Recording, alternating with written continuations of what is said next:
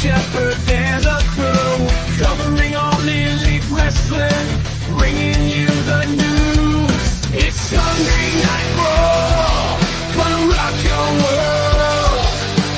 Tune into the podcast, let the chaos unfurl. The energy's electric, the passion's on fire. Kicking out podcast, take it higher.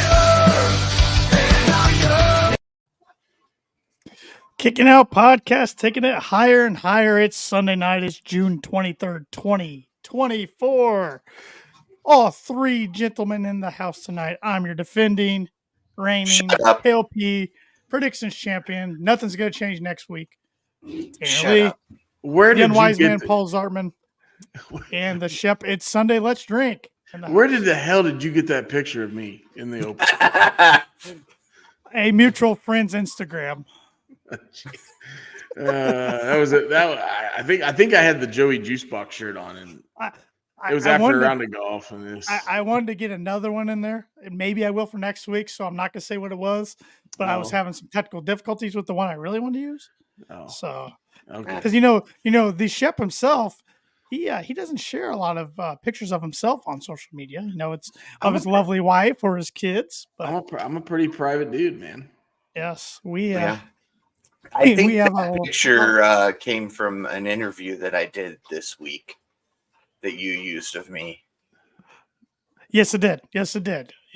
So, and what Paul's referring to is both myself and Paul in the last 2 weeks, we've recorded interviews with Tom Talks Rubbish, and I think Shep's on the docket sometime, and I think he's going to release all those in July, if I'm not mistaken. So tune in to his YouTube channel in July, and you can see interviews from hopefully all three of us. I'm gonna try to do it next week with that guy. Next weekend. All right, there we go. Saturday, This week he released one with Chris Van Vliet.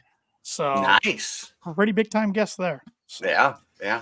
The CVV, huh? CVV, the number 2 wrestling podcast in the world, behind Kicking Out Podcast. No, we wish. Behind some guy named Mark Calloway and 6 Feet Under Pod, which is really good. Yeah, it is. All right, so we got the comments are rolling. Our buddy Pluggo from Between Two Beards says TikTok. I believe that's hey Pluggo, isn't that an app? It is an app. It's also a song too. Oh, I believe he's trying to send me a message. So well, see, here's the thing.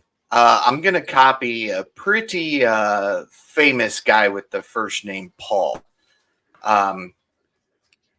This isn't a anything. It's a spoiler alert.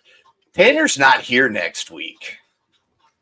So remember, he's got to be nice to this guy because I'm the one in charge of his picks. So if he doesn't if he's not playing nice with me this week and he keeps running his mouth like he tends to do, oops, sorry. I don't know what happened. Your picks never made it to the podcast. Sorry. Yeah. Yeah. You do realize I can get into this room whenever I want. So you can get into it, but you're not going to be able to join the podcast next week. So hey, you bunch of marks. This ain't a promo. This is a shoot. Ooh. But what we're all referring to is next weekend is our Forbidden Door prediction show. It'll be Saturday night after Collision.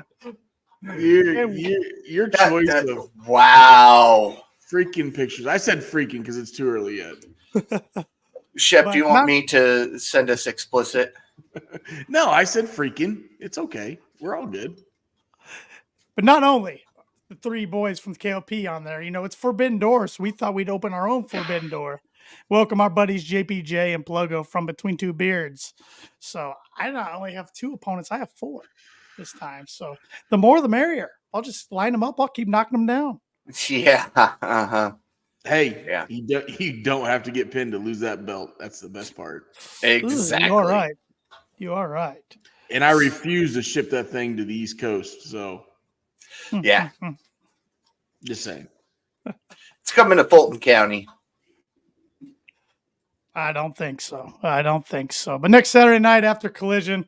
It doesn't matter what you think. It's the truth. Oh, wow. When's the last time you've held this belt? Oh, you want to bring Ages ago. Oh, hey, remember, everybody has a dry spell from time to time. All right. Yeah, I thought that too. It's called marriage. Are we talking about wrestling again or what? What are we going at? Oh, boy. Tanner, Steph wants to see some one night stand behind you. ECW one night stand? The original one night stand. I think we played that one before. I might have to do 06 then. We did Hammerstein, which I think the second one was at Hammerstein too, wasn't it? Just it wasn't as fiery as the first one. Right. So, or you can go ECW 2001 Living Dangerously, which I think is the last ever pay-per-view. Okay. Am I close there? We'll do that one. Hey, Steffi knows. Is it 2001 Living Dangerously, the last ever pay-per-view? I think it is. I think it is. So. Majin trying to be Okada here. Shut up, bitches, because when I win that title, it's coming up. Bold. Never mind. That's okay. Trudeau will try to take the damn belt as just like he takes your bank accounts. So, is his name Trudeau? Trudouche, whatever his name. Yeah, there we go. Trudouche. Hey, Majin, maybe a Canadian team will finally win the cup. Since hockey season's still not over, we got one more game. So the only reason the Canadian team's still in is because this girl shows her tits every week. Yep. That's true. And those are nice. That's true. I'm just saying. No judgment. No disagreement. Apparently, she agreed to be in a specific magazine too. They still make magazines? Yeah. It's the one with Shep and Mama Wayne. Oh God. Oh Lord. Take that off the shelf. Oh God.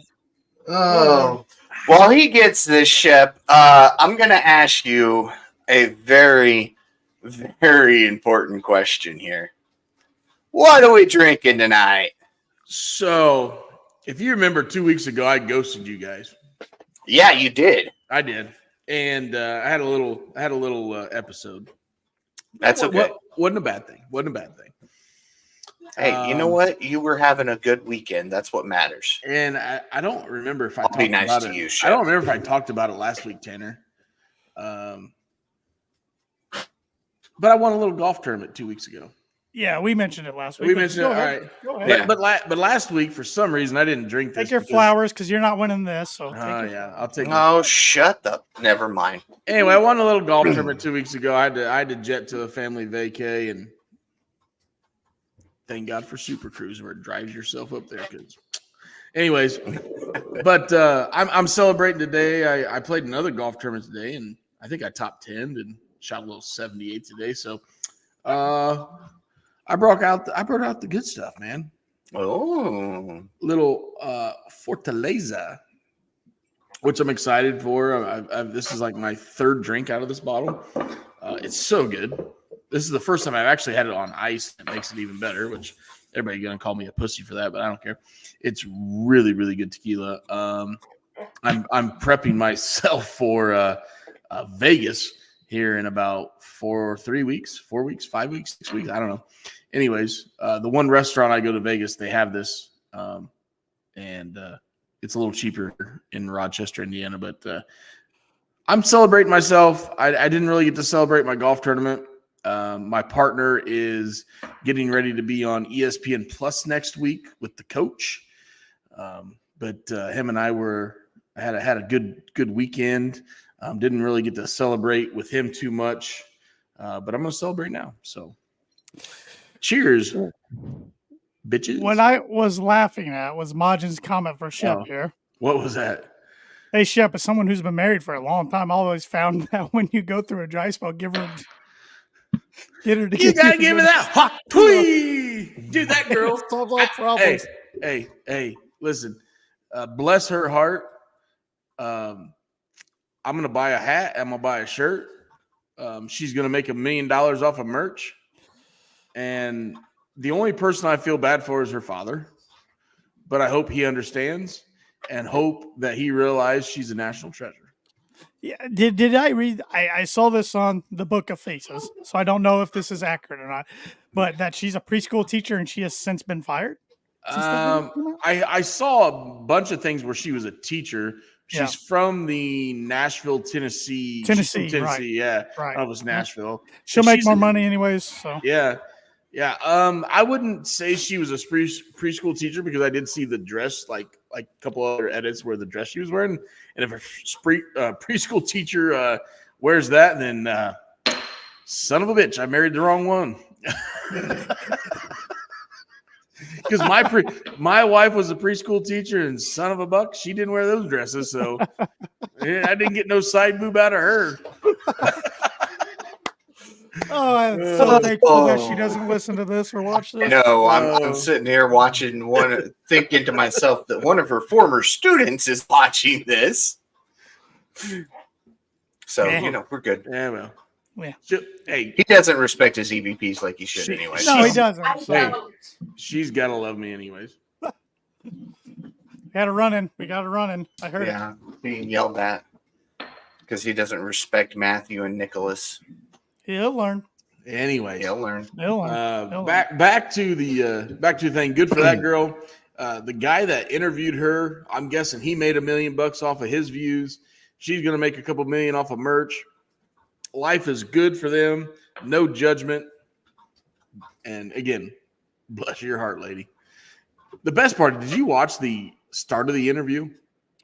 No. I just saw that when she part. says when he says what's the best part? You know, how do you get over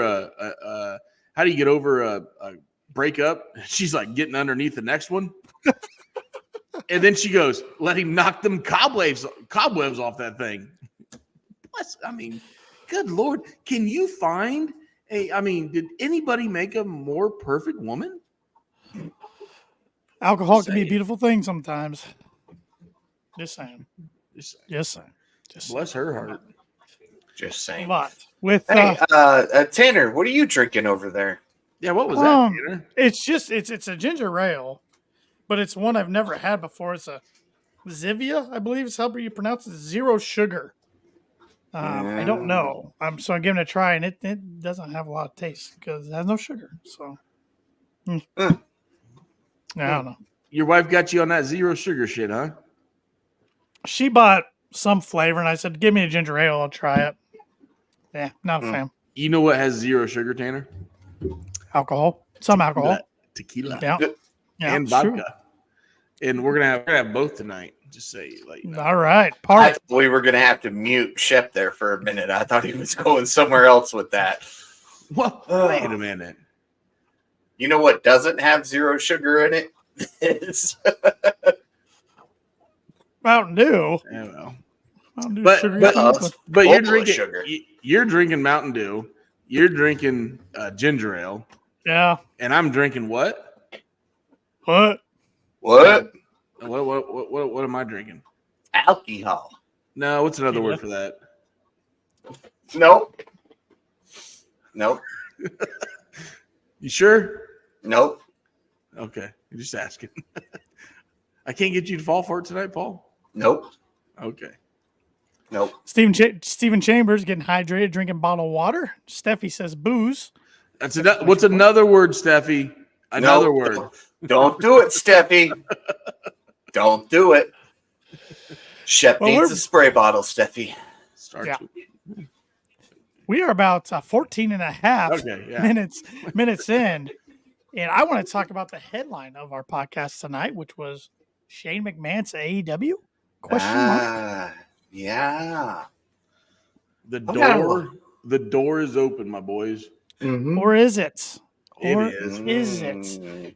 And I say that because the latest report comes from Sean Ross Sapp and the great folks at Fightful and Fightful Select. This was this afternoon at 5:00. He said, Shane McMahon to AEW is not looking likely. There was some heavy buzz throughout the wrestling over the past week regarding the possibility of Shane McMahon appearing at AEW. Tony Khan told Wrestling Observer that he never ever had a conversation with or met Shane McMahon. Those that we've spoken to say that Shane McMahon hasn't been brought up at all at a high level. There were numerous talent that inquired with us and internally about the possibility of Shane appearing in AEW, but we're told that it hasn't been something considered. However, McMahon himself has spoken to others about the possibility of it and didn't seem opposed to it happening. However, prior to this week, it wasn't a topic of conversation within AEW. Shane's father, Vince, told some close to him and WWE that Shane McMahon would never get another pop in the company again as long as he was running it after a messy Royal Rumble 2022 situation. Vince was let out of the company months later, kind of, and Shane made an ill-fated return to WrestleMania 39 where he got injured. Though Shane appeared at WrestleMania last year, he no longer has a contract of any kind with WWE, including a talent contract, Legends contract, or anything of the sort. He was featured in WWE 2K24 as part of a separate agreement. Thoughts? This was one of those that I was torn on. I don't know if Shep's frozen or just deep in thought, so I'll go. I'm starting to think he's frozen. I think he's frozen, and that's a fantastic screenshot. Yes, grab that. But it has been grabbed. He was frozen. He's gone. Yep. This was something that I went back and forth on when the rumors started coming around. Part of me can't. I agree with Steven there. I can't picture Shane being all elite, but at the same time, part of me thinks that if him and TK could get along, that we could deliver a very good product if those two's wrestling minds molded together.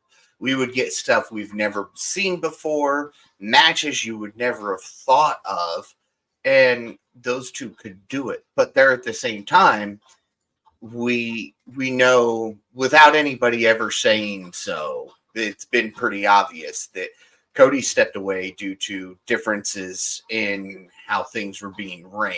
So TK is not going to allow somebody like Shane to come in and really mold their minds together to come up with something big. Yeah, I have mixed thoughts on this. I mean, Shane's one of my favorite talents of all time. I've spoke about that on the pod before. So if he came into AEW, I would pop, but I don't think it will happen. And I don't know if I want it to happen because while I think it could get people talking and get those headlines, I don't know if it would really do anything for the company. I mean, he definitely can't come in as an on-screen talent who wrestles all the time because he's just getting up there in age and he's, injury prone. I mean, the guy tore his quad at WrestleMania 39. That's not easy to come back from. Right. I mean, could he come back as an on-screen authority figure, maybe instead of Christopher Daniels, maybe, or would he just be strictly behind the scenes and never on TV? I don't know. He hasn't been involved creatively in a company since it's been a long time in WWE because this last run of his when he came back, he was just on-screen talent. He wasn't involved backstage like his sister. So I don't know. While it was fun to discuss for a week, I as of June 23rd, I don't think it's happening. Right. I agree with you.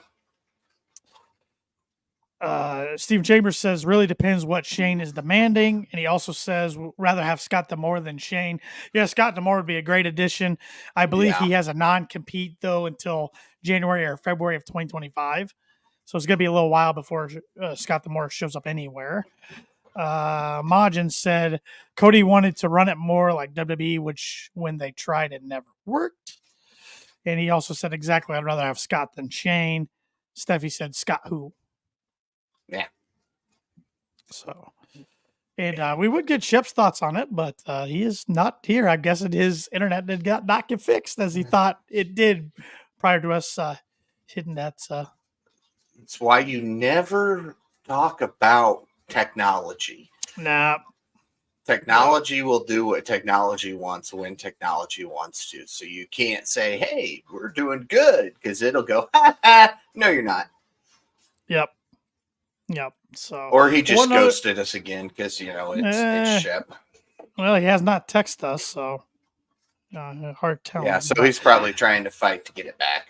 He probably is. One more thing we can discuss before we get into this week on AEW news and matches and all that good stuff is there was some news from some former AEW talents, Matt Hardy and his brother Jeff Hardy. Did you see this at all? What was said from Matt this week? No, I think you or Shep shared it to the group, and I just never clicked on it. Well, Matt Hardy is saying his brother Jeff felt unwanted in AEW. And Matt, and I quote here, this comes from his podcast, The Extreme Life of Matt Hardy with John Alba. The only time they offered Jeff a deal is when they offered me a deal. Jeff didn't care unless they offered him something that he liked. He was good. He wasn't going to reach out. As Jeff was saying, no one has reached out. My deal might be up. I said, I'm enjoying my team in TNA. Jeff isn't looking to re-sign. No one has reached out. Jeff doesn't feel like he's necessarily wanted there. As such, the Hardy Boys AEW reunion came to an end. Yeah, we've kind of spoken about this before. I wish it would have worked out for Matt and Jeff specifically. But Yeah. it just, Matt's storylines were kind of cursed from the beginning.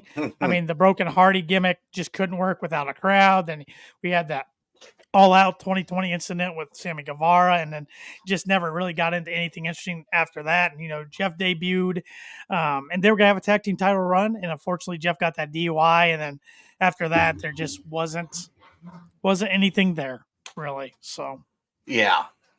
And, I mean, between the two, I've always thought Jeff was more entertaining to watch than Matt. I've always enjoyed Jeff over Matt. So this push for Matt never was big for me.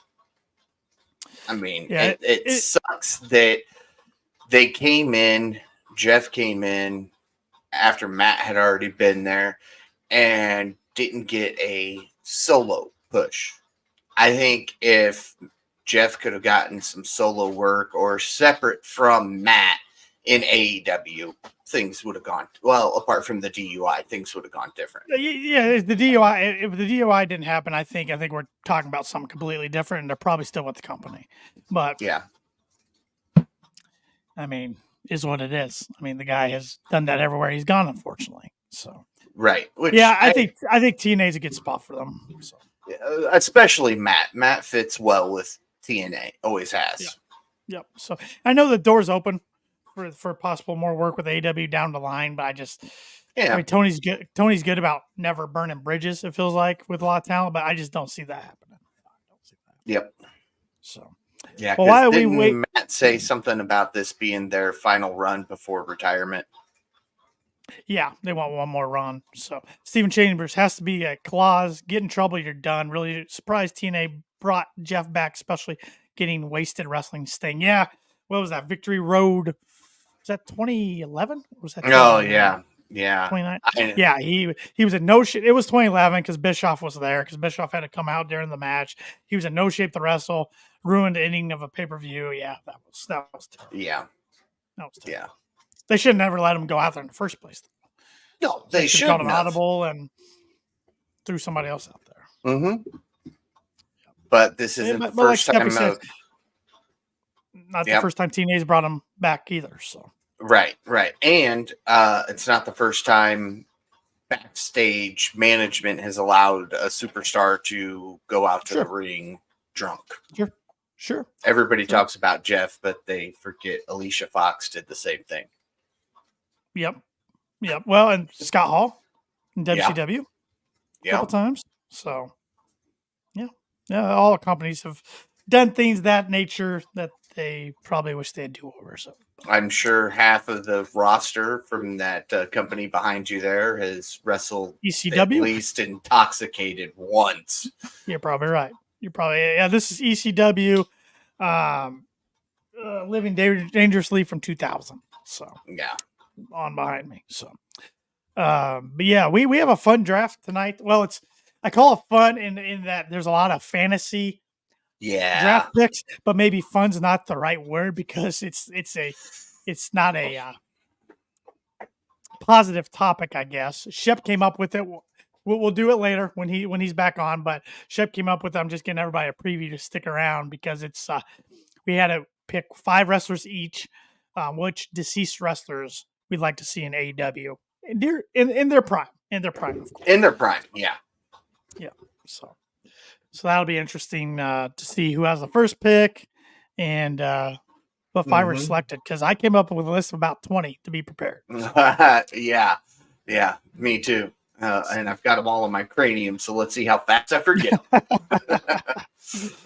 But Dynamite Wednesday night, I thought it was a pretty solid show. Yes. The ratings, however, which I'm not a big ratings guy in 2024. I don't feel like as wrestling fans we need to worry about ratings so much. That's more for the companies and the organizations buying ad space. I just don't think ratings matter as much as they used to. No. But anyways, the IWC likes to bring up ratings, so we'll talk about the ratings. This Dynamite was the lowest ratings they've ever had in company history, which was surprising to me because, like I said, I thought this show was pretty good. Yeah. I agree with you, and I'm right there with you. You call them the IWC anymore. They're the International Whining Community for me. I don't even call them their proper IWC name because all they do is whine, and they're all a bunch of marks for one promotion or the other. Just sit down, watch wrestling, and enjoy it. Exactly. And that's why I don't put a lot of attention to the ratings, because if it entertains me, then I'm watching. If it doesn't, I'm not. I think there's way too much tribalism out there. I just it's toxic. It's ridiculous. Yes, it's very toxic. And Steven's guessing everyone was watching the Olympics. One reasoning for low ratings could be. I've seen one reasoning out there is the Big Bang Theory was not the lead-in to Dynamite. It was Black Panther, and Black Panther got way lower ratings than Big Bang Theory did going into it. So I don't know. I hope that's not the case, because if AEW always does a better rating than not because of the Big Bang Theory lead-in, that's probably not a good thing. But it doesn't sound like Warner Brother Discovery is too worried about it. So those are the main people that matter. Yeah, and I mean, okay, all that really to me says is that the fans of AEW prefer to watch Sheldon and crew versus superheroes. Well, and sitcoms like Big Bang Theory, especially if you're a fan of it. Like I'm a big fan of The Office, King of Queens, those type of shows. I can watch those shows all the time, even if I've seen the episode 5 times. Big Bang Theory, the same thing. Black Panther, great movie, but do I want to sit down and watch it for a third or fourth time? Probably not. And especially on the TV version. I hate watching movies on TV versions because they take out big chunks of stuff, and nope. That's another rabbit hole for another day, though. Imagine, hey, wrestling haters, we don't need your help. No one hates wrestling like wrestling fans. Amen, brother. Just like no one hates Star Wars like Star Wars fans. Amen there, too. So. Yep, not touching that one today. Not touching that one today, Majin. He's trying. But what were some of your big takeaways from Dynamite this week, Paul? Oh, man. We started off with a hot match, commercial free, MJF versus Rouge. Yeah, that's where I was getting ready to go. MJF hasn't missed a beat, and Rouge is a star. Yep. I mean, that's all there is to it. You could I have put feel this like match. we always forget how good MJF is in the ring. Yeah, especially if we haven't seen him in the ring for a long period of time. He always reminds us pretty quickly. Yeah, you could put this match anywhere on the card, and it would have stole the show. Right. So I know I really enjoyed it. I saw a lot of people complaining. We knew MJF was going to win. Well, yeah, you're not going to have him lose, especially his first match back. But it didn't hurt Rouge. Rouge came out of this, like you said, looking like a bigger star than he did coming into this program. Absolutely. Yeah, and I knew that was going to happen because. Hate him, love him, whatever. MJF, whether he goes over or not, he makes sure his opponent looks spectacular. Yep. Steven Chambers calling it Rouge's best match ever in AEW. I gotta agree with that. Yeah. Close behind is the one with Danielson where they just beat each other's chests in the hamburger meat. Oh man, yeah. And Rouge is still pretty young too, isn't he? I believe so. I'm gonna look that up. But and there was a reason that that this match wasn't at Forbidden Door. Well, for one, they're trying to keep the matches between the same promotion very Very few. not very few. Thank you. I mean, there's a couple sprinkled in there, but he can't be on Forbidden Door because of his relationship with AAA, CMLL's involvement. He cannot be on Forbidden Door. I read that last week, so that's the reason. Yeah, that is the reason why that match had to be pulled the trigger on Dynamite. So he's 35. He'll be 36 in September. So still All pretty right. young, right in his prime. Older than you, though. Yep. A little younger than you. Right. Well, a year younger than me. Okay. So, yeah, Steffi, I did too. I'm just going off what Fightful reported. So, or no, it wasn't Fightful. Excuse me. It was Wrestling Observer. It was Meltzer and Alvarez. So take that for what it's worth. I don't know. Sometimes those guys hit the nail on the head. Other times they're way off. Meltzer probably gave this a 25-star rating, though. Oh, wait, no. I didn't see the Bucks and Kenny weren't in it, so. Exactly. Or Ospreay. Yeah. But, yeah, exactly. But no, we did find out that who MJF's going to be facing at Forbidden Door. Yes, we did. Heck of Zero. So, who's been featured a lot lately on AEW. It's kind of a random match, but at least they built the story a little more later on in the night. Right. Yeah. So, yeah, and this feud with Ospreay and Swerve. Wow, how did I forget Swerve's name there for a minute? It's all right. Yeah, that went up a notch this week. Yes, with their face to face. I tried, Majin. I tried. Yeah, they that went from friendly to personal within a few minutes. All Swerve had to do was drop a line about Ospreay's missus and daughter, and there we go. Mm-hmm. Personal. Absolutely. And that's one thing I love about Swerve is he always finds a way to pull everybody into a feud that he's in because he always makes it personal.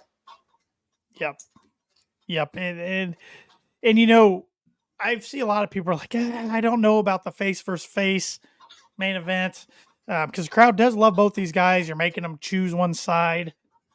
I don't look at like that. I think we're going to get a hell of a match, and whoever comes out the winner is going to be the champion of AEW, and it's going to be fun. So I'm going to enjoy it. And I won't be shocked if this is the first of a couple matches we get between these guys. So. Yeah.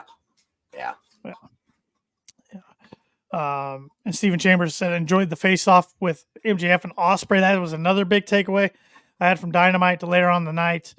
There's a big brawl happening in the ring, and we see MJF and Ospreay back into each other, have a stare off, and the crowd pops. So planting the seeds, which the seeds were already planted when MJF mentioned Ospreay a couple weeks ago on his first Dynamite return. So. Yes. Yeah. And Ospreay let him know that he, hurt him, but he doesn't care for him right now. That's later down the road. ADs 411 on YouTube. Sorry if I mispronounced that.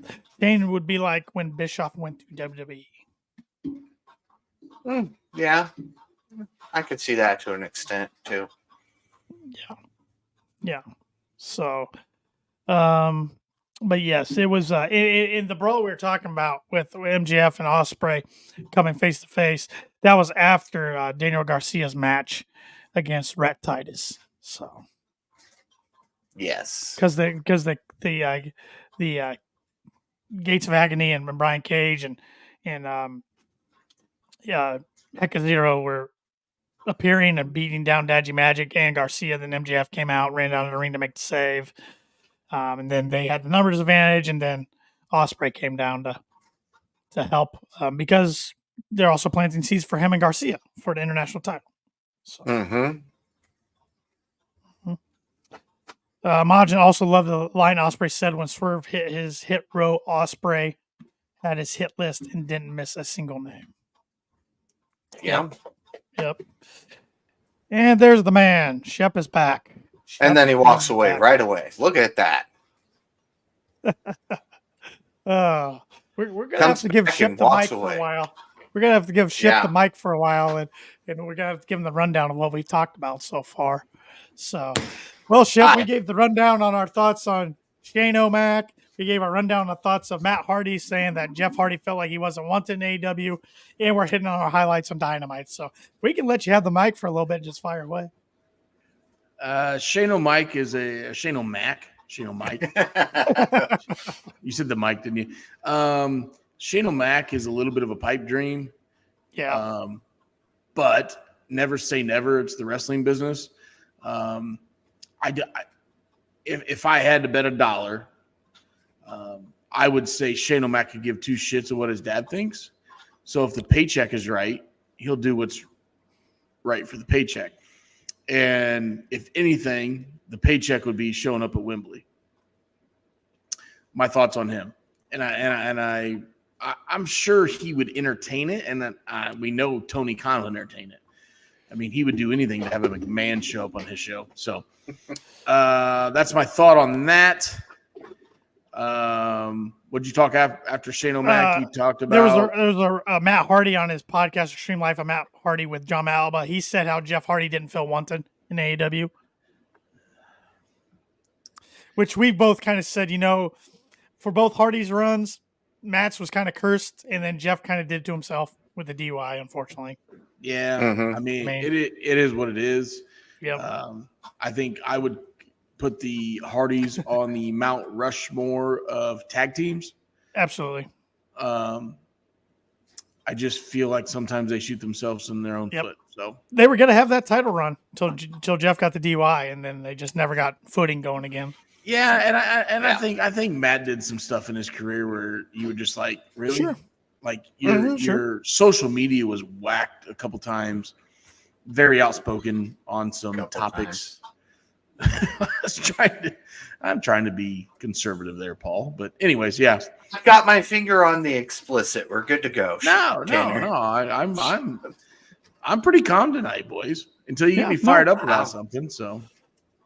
And then you're right in the middle of we're just talking about our highlights of Dynamite, our big takeaways. So we've so far talked about MJF Roosh, and then MJF and later on MJF Ospreay in the middle of the ring, but also Ospreay and Swerve. Those are the three things we've kind of been focusing on. So what is your take on the low rating?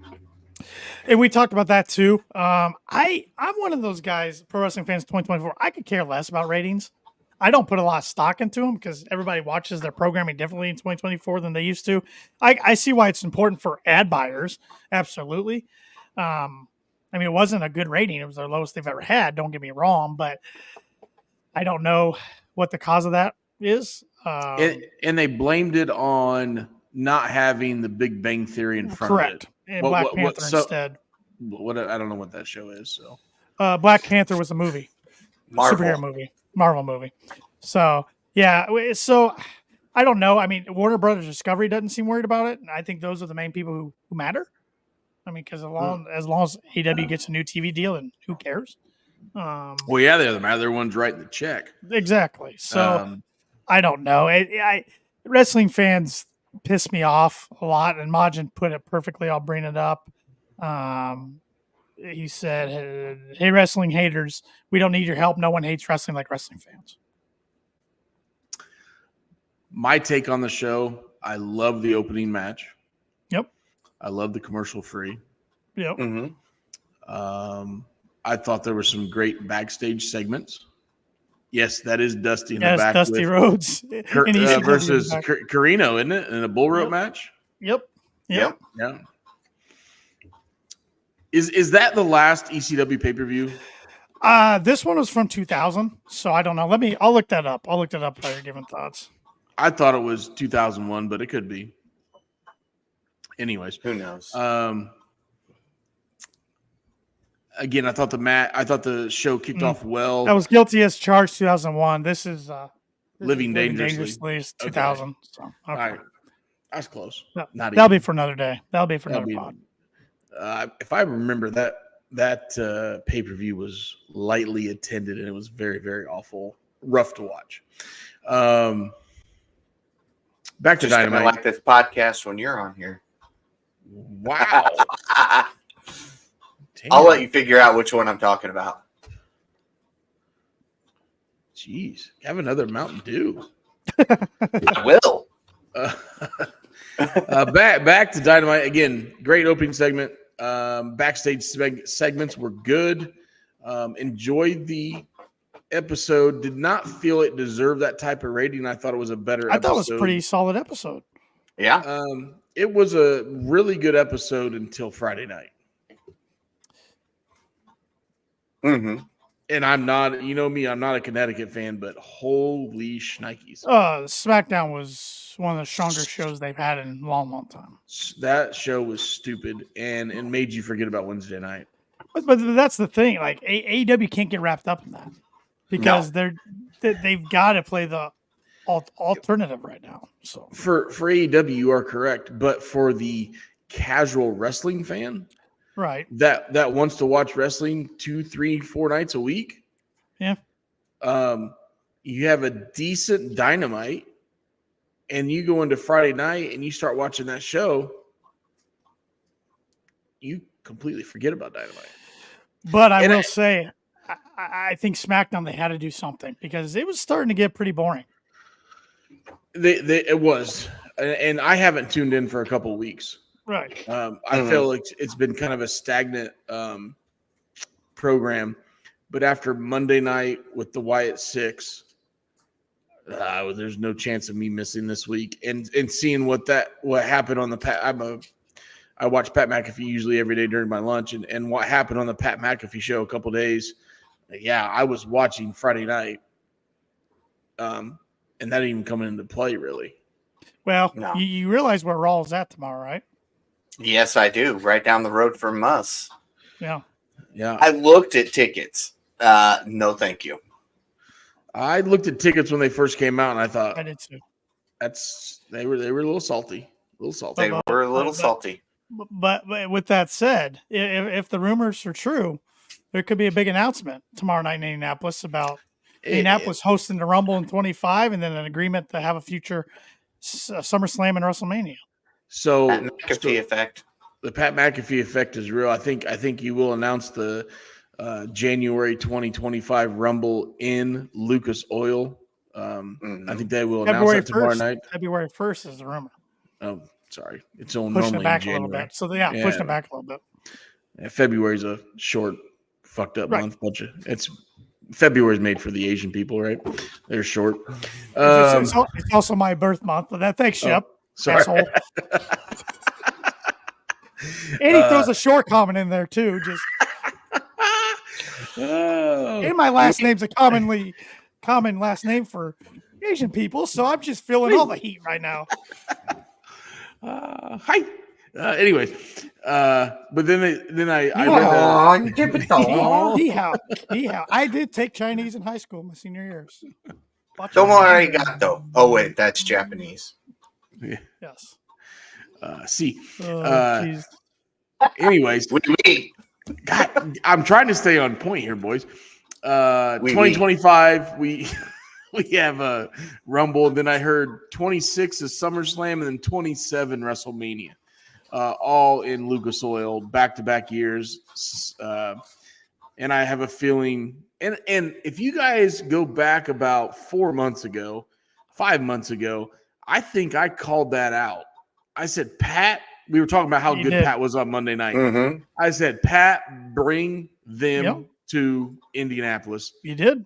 And he did. So, hey, I will take my royalties, Pat. I'll send you my email. I'll DM you because I know you're listening, you mark. But anyways, yeah. And I got to be – and we'll get back to AEW. Don't worry. But I got to be honest. If that's the announcement, I might be spending some money in the next couple of years because those three are on my events are on my bucket list. So I don't care about SummerSlam. I want to go to a Rumble. I want to go to a Mania. Yeah. Mm-hmm. Yeah. It sounds like KOP might be in full attendance if that's the announcement. Might be like I told the wife, Rumble and Mania especially. that might never not come back around. I mean, last time Yeah. Mania was around, Shep could have went for free, but his dad ruined it. So Fuck stick. uh, Good thing you didn't bring that up on Father's Day. yeah, that's true. That's Yeah. true. How'd that go? I got him a card. He'll be okay.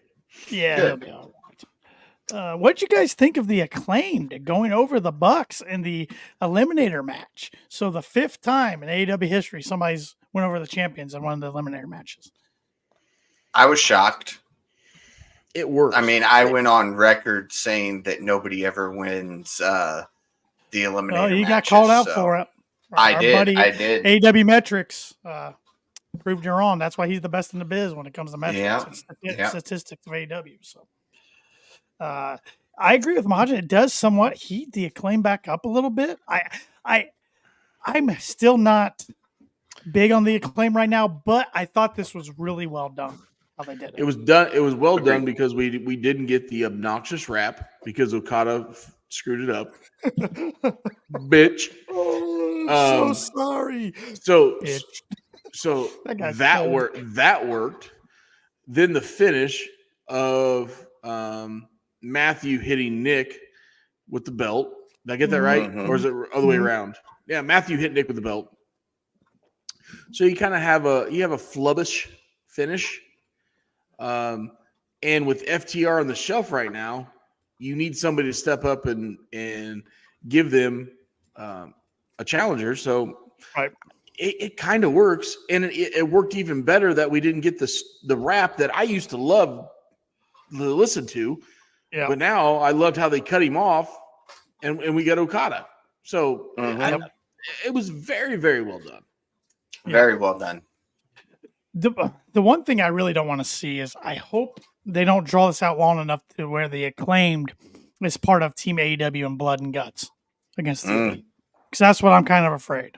That's July 24th. 24th. I was going to say 24th. So a month. That's not too terribly long, at least. I know. I just don't want to see them in Blood and Guts, but it is tough to come up with 5 people. I mean, Shep and I did it last week. That was our draft. So, Paul, who would be your 5? Since we missed you last week, who would be your 5 on Team AEW? Man, I didn't even know this was an option. I must have missed that text message. All right. No, I didn't send a text message. I'm just firing it to you right now.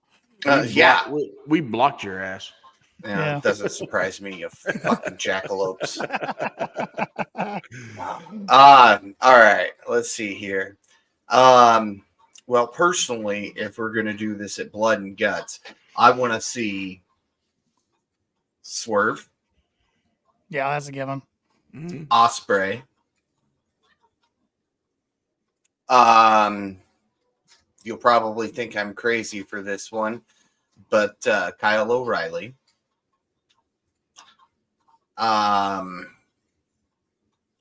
Let's see here. Well, we can't do it without some, I don't know. No, we don't want him. Moxley.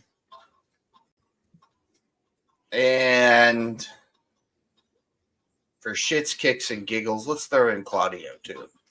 Okay. So I think you and I are really close there, Paul. I had O'Reilly out of there, and I had Danielson in there. Okay. I'd be fine with that, too. And we did a draft style, so Shep and I couldn't quite pick who we actually wanted to. But I know a Swerve was in there for me. Daniel Garcia was in there because I just want him to pick a direction for the guy and stick with it. Darby Allin, because he's never been in a Blood and Guts, and he's a crazy son of a bitch, and he's got history with the Elite. I mean, he got kicked in the face at Double or Nothing. Upside down. I think I put Osprey in there as well. But I could see it being Danielson and Moxley as the other 2. I love Majin, what he's saying. Maybe that's where the Motor City Machine Guns finally show up. That'd be a lot of fun. Okay. You know what, though? I think we talked about this last week. I'd rather Motor City Machine Guns show up as a surprise opponent of the Bucks in Wembley. Right. Yeah, we did talk about that. I think there is no roof there, but if there was a roof, it'd get blown Blow off if they showed up there. I was on another podcast this week. I believe you can listen to it tomorrow. I think their audio comes out Mondays. It's the Turnbuckle Tavern. I was on the Turnbuckle Debate show where talked about a couple different topics the other night. Shout out to those guys. Thanks for the invite. Yeah, thanks for the invite, Tavern. Oh, I think your invites boys are coming. The way they talk. But we talked about it was neat how they did it. They had there was 4 of us on there, and I came up with one topic ahead of time, and the other 2 came up with topic. My topic was actually what 5 would make up the 5 opponents of team of the elite. Then they had one which was who is there any female that's being better used creatively right now than Tony Storm in all professional wrestling. And the other one was Wyatt 6. Will it be great or will it fold? And then their bonus was who returns first, Jamie Hayter or Britt Baker. So it was really fun. You can check it out, get my thoughts on all those categories.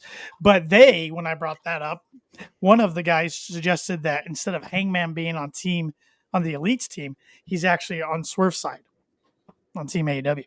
No, never. No. I don't see that either. No. I don't see that either. I wish Kenny was healthy. Kenny would be perfect, but he's not going to be healthy by then. No, so. Kenny's got that diverticulitis. And maybe Dax gets better by then, and FTR can slide in there, but I don't know. That hematoma was pretty nasty. FTR would be a great AEW team, but you can't plan on that. Yeah. No. And there's, like you said, you got Danielson, you got Moxley, Swerve, even Daniel Garcia being one of the pillars. You have some options there that you could still put a hell of a team, and then you're going to have the Bucks, Okada, in Hangman, and then Scapegoat. Jack. So yep. So now here's a random. Well, I'm just going to throw him in there just because I want to see what you guys think. Because he and Kyle O'Reilly have kind of been saving each other's asses the last couple of weeks. Briscoe. I could see that. Definitely Team AEW. Right. And the only reason I say that is because I feel like 2 weeks ago and then this week, his promos probably got a shit ton of social media views. 2 weeks ago more than last week, because I think last week they kind of set him up to try to do the same thing, and it was okay. But that first one he did 2 weeks ago, which was off the cuff, obviously not scripted, just freelanced it, and it was $1 million. So I can see that a little bit out of him, and he's crazy. So yeah, he is crazy. What do you guys think of the big women's angle this week? Tanner, they're small and petite. Oh, nope, I'm back. I said the women's angle this week. My Wi-Fi went out. Well, you said big women's angle. I could call you a lot of names right now. A lot of names. You put you put the ball in a tee, and I had to take a swing. So, well, there were some big things present during this segment. There were some big things present during this segment. I thought it was a pretty good contract signing, and I know Majin's fired up to talk about it. He's thought about it every minute of every day that Anna Jay is now part of the Outcasts with this girl Saraya. So yeah, I know he's fired up. Oh, we all know Majin had to be reset after that happened. Oh, well, he's still on cloud 9. I think it could be a good spot for Anna Jay. I really do. I do too. They need to do something. Anna's been one of those that they've kind of struggled to find somewhere to properly put her. There it is. He had to be reset. See, told you.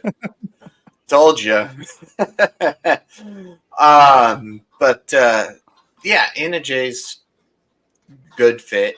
I love my Attitude Problem shirt. Because I noticed the shirt. Don't worry. I can see what Shep's thinking there. I didn't say a word, the same boys. thing. Same thing Majin was thinking. Wow, Steffi. I said there were big things out there, so Steffi was, making sure we brought up what was big in this segment. But Anna Jay's struggled to find somewhere she fits. I think this will do good for her as long as they keep it going and don't let her fade to the background again for the 10th time. What do you think about Tony Storm and Amina Shirakawa? I've enjoyed the build. I've enjoyed the build really well, and for as little English as she can speak, when she does talk, it hits. Okay, and the only reason the only reason it hits is because of how good Tony Storm is right now. This character, Tony, and I think I've talked about it since she debuted this character. She's $1 million right now. She is the women's division in AEW right now, and she's holding the bar. Yep. And Mariah's been great for it. Even Luther. I mean, she's elevating Luther. This is the best stuff he's done. Best stuff he's done in AEW by far. So the best thing he's done in his whole career. What are you talking about? Yeah, that's true. I mean, finally, he can finally collect a paycheck and not feel guilty about it because he's with Tony. Because before, if he collected a paycheck, he had to feel guilty about it. He was just collecting a paycheck, being the buddy of the learning tree. Mm-hmm. So, he was right up there with Peter Avalon in the fucking library or secretary or whatever it was. Librarians. Although she had a short skirt, so it was okay. Oh, Lord. Oh, boy. Oh, Leva Bates. Good old Leva Bates. Yep. So, no, it's good Follow stuff. her on social media. She's actually entertaining. There you go. Hey, bless her heart. They've had some good wrinkles in this story. I think the payoff of the whole Tony Storm Mariah May stuff's going to happen at Wembley, in my opinion. Yeah, because she's got to choose. Mariah's got to choose between the two of them for Forbidden Door, and then that'll lead to one-on-one between Mariah and Tony. Yep. So hold on, and I love the build. I love the story. But when you talk about Wembley, so she's just going to leapfrog all these women and get just saying. Well, let's talk about that. She's going to get a title match, whether she wins or not. But she's just going to leapfrog all these ladies that are busting in and out. Well, let's talk about I wasn't going to say busting balls in and out, but that's it's kind of bad analogy.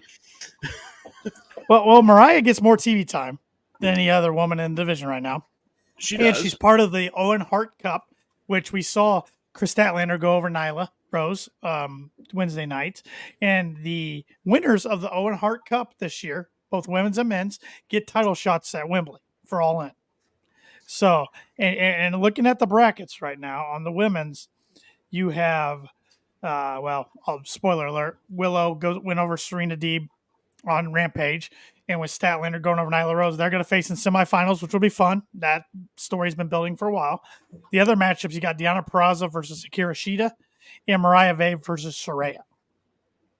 I don't see Mariah May losing in this tournament. I think she wins the whole thing, and that sets up Mariah May versus Saraya in round one. Well, but she's going to beat Saraya. Yeah, and then she would go against either Deonna Purrazzo or Akira Shida. Purrazzo. And then Thunder probably costs Purrazzo. Yeah, that's her bracket. That's her way to the championship. Exactly. That's why. And if you remember, Tony Storm put Mariah in this. Mariah did not put herself in this. Tony Storm put this. So in the end, if Mariah goes over Tony, say at Wembley at All In and wins the title, it's all Tony Storm's doing. She did this to herself. So it's a good storyline. It is a very good storyline. It's one you got to pay attention to the details, but yeah. Yeah. And we're going to get within the Owen Hart Cup tournament, we're getting Willow and Statlander. Right.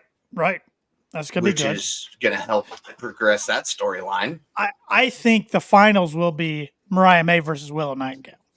Oh, absolutely. Yeah. Yeah. Absolutely. And then on the men's side, we saw Pac go over Claudio in the main event of Dynamite, which had an overrun. Really good match. Called it. Claudio just doesn't win big matches. So Pac won. He's going to face the winner of Bryan Danielson and Shingo Takagi.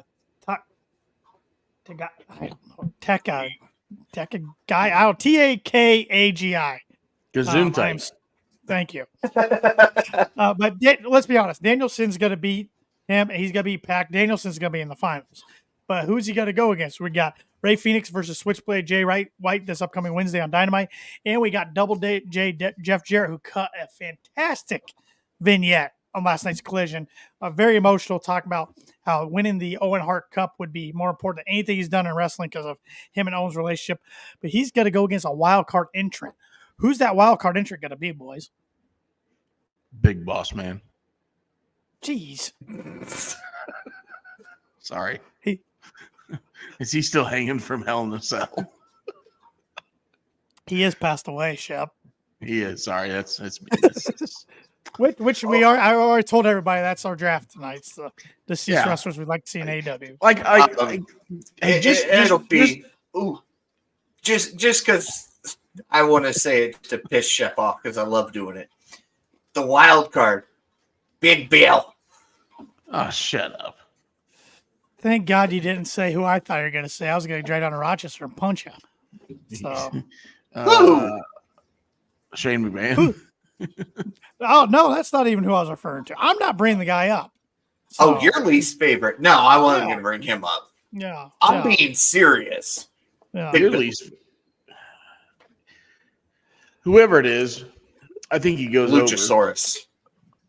That's Kill Switch. Kill Switch. That's as close as I'll get to bringing that guy up for you. The interesting thing is, I think the wild card goes over Double J, but I think Double J's got the crowd on his side. No, I think Double J makes it to the finals, and we get a Danielson and Double J finals. And Sign me up, man. Have those guys ever worked together? I don't think so. I don't think they have. I don't know. Well, Double J would have always been in TNA, and Danielson always been in Connecticut. And he was in ROH in the early days of TNA. So yeah, I don't think they've ever. Crossed. I mean, yeah, I'll take that as the finals. Majin, get out here. Majin, out. Hey, Majin, just because you picked the only wrestler taller than Tanner, it's not very nice, bud.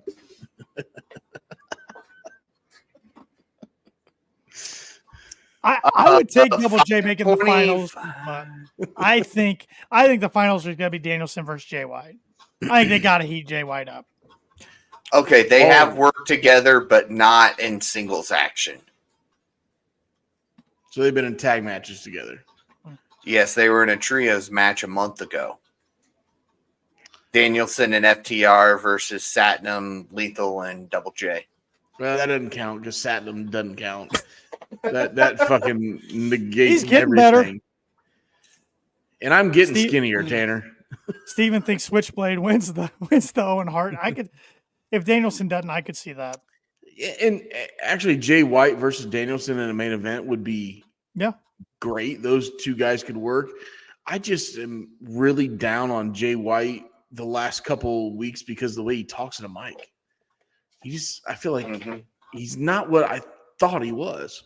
Well, so Majin's saying if the wild card's Ricochet, just listen to the pop.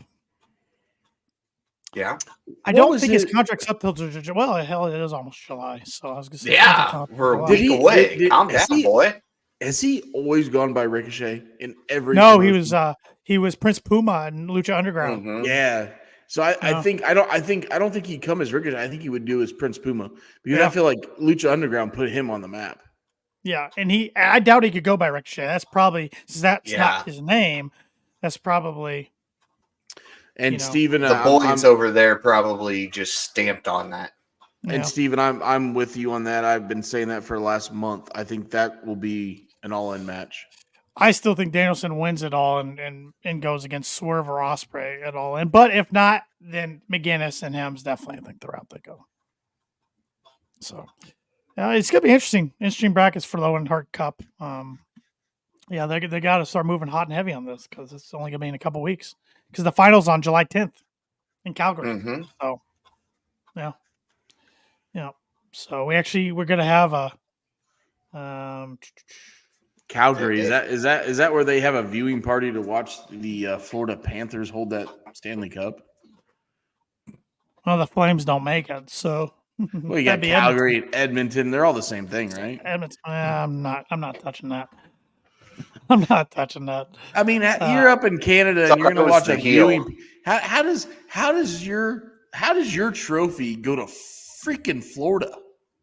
Of all things, Florida. Oh, the Panthers are choking. I mean, Panthers were up 3-0. Now it's 3-3. So the Panthers are choking all over themselves. I know, but it's still going to Florida. Going to Florida. You might be right. Yeah, if not, Canada's been going to be celebrating like it's 1993. Last time the Canadians won it. So. Canada's going to celebrate that dumbass didn't take money out of their bank accounts because they won the Stanley Cup. God, I thought I was the heel. No, I'm not a heel, Paul. I'm just. Hey, Steven said say Providence, different city. So right there. Okay. All right. We'll let you have it, Shep. Not all of us. I don't know what that means, Majin, but cheers, fucker. He's a Jets fan. Rampage. I didn't know Majin. I didn't know Majin like Aaron Rodgers.